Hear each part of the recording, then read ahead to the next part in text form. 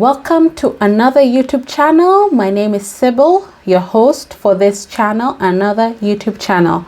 And these are my top movies of 2022, and I'm going to be listing them in order of my least favorite to the best.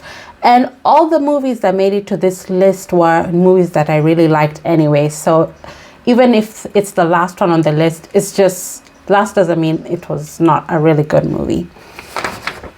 So I'm gonna start with Top Gun 2. I've never watched the first Top Gun movie. I tried. It's on Netflix and also on Amazon Prime.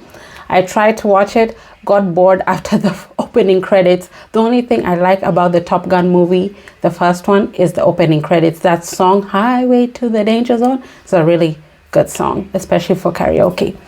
I would definitely recommend. But Top Gun 2, it's a good movie. It's like a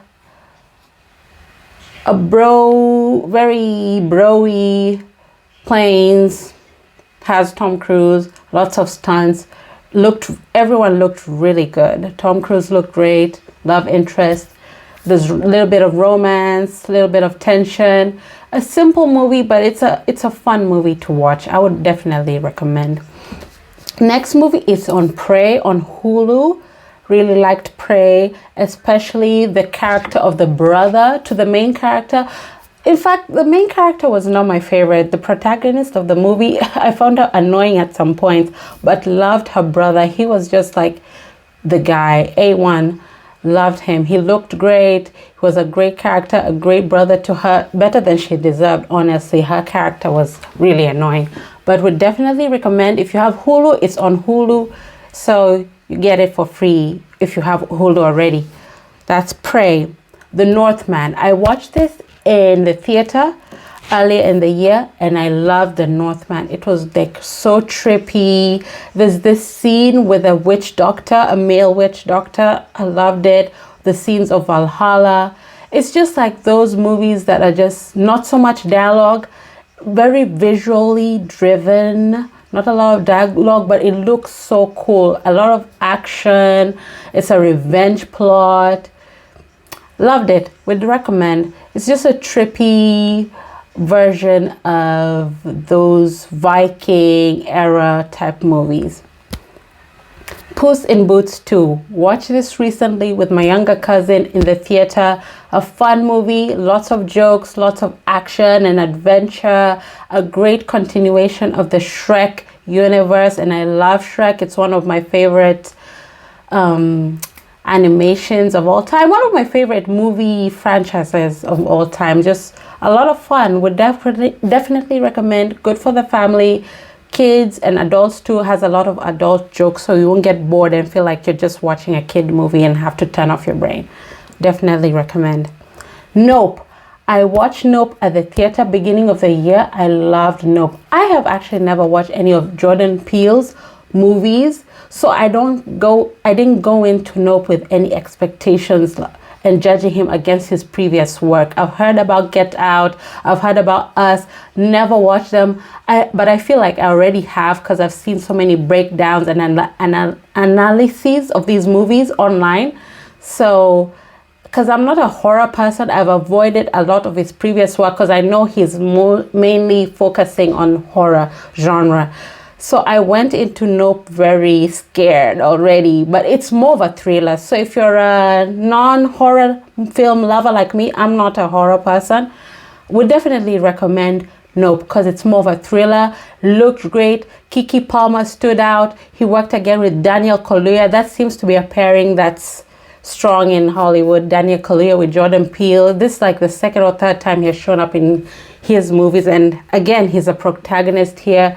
Does a good job of showing a black family and black people and their history in film, in Hollywood especially, and would definitely recommend.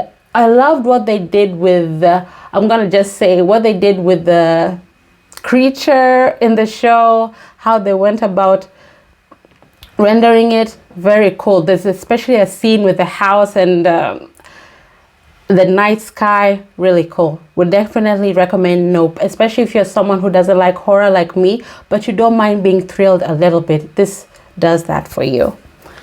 And then Avatar 2. Watch this earlier this month. This is December. Avatar 2 was a long movie but didn't feel like it. 3 hours. It's a 3-hour movie, so you should just keep that in mind, especially when you go with your kids. It is a family movie, so it's great for the whole family, but very long, 3-hour movie, but doesn't feel like it. It gives George of the Jungle meets Rambo meets Gods Must Be Crazy. I don't know if you've ever watched that movie, but if you have, you'll get what I'm trying to say. Especially in the first third, it gives a lot of those. It feels like a very familiar film. It feels like films that you've seen before, but it takes like the best parts of films you've seen before and mashes them all together in this blender that's called Avatar. And the protagonist is not even focusing on Jake, it's mainly focusing on his kids. So it's passing on the baton to the next generation of his kids, focusing mainly on his second son. Yeah, I would recommend Avatar. I really enjoyed it. It's just like a simple story, not trying to be too complicated, not trying to be edgy, great for the family, and very family oriented. It has a strong family focus in the film itself also. Would definitely recommend for the family. And my favorite movie of the year was The Woman King. I saw all the controversy surrounding The Woman King. Of course, its history focusing on the Dahomey tribe and that history with the slavery and trading slaves. But the movie itself, it felt like a Disney princess movie meets 300. And Lashana Lynch, she's one of the characters in the movie. She was the standout for me.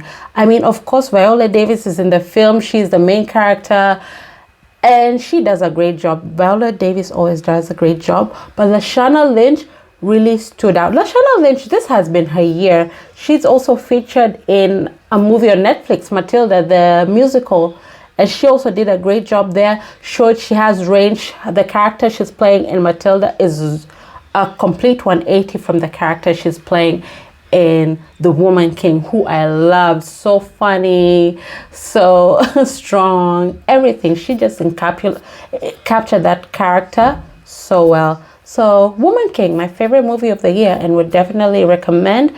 It's a PG-13. You can watch it with older kids, great for the family. Not a lot of blood and gore, but it has a lot of action too.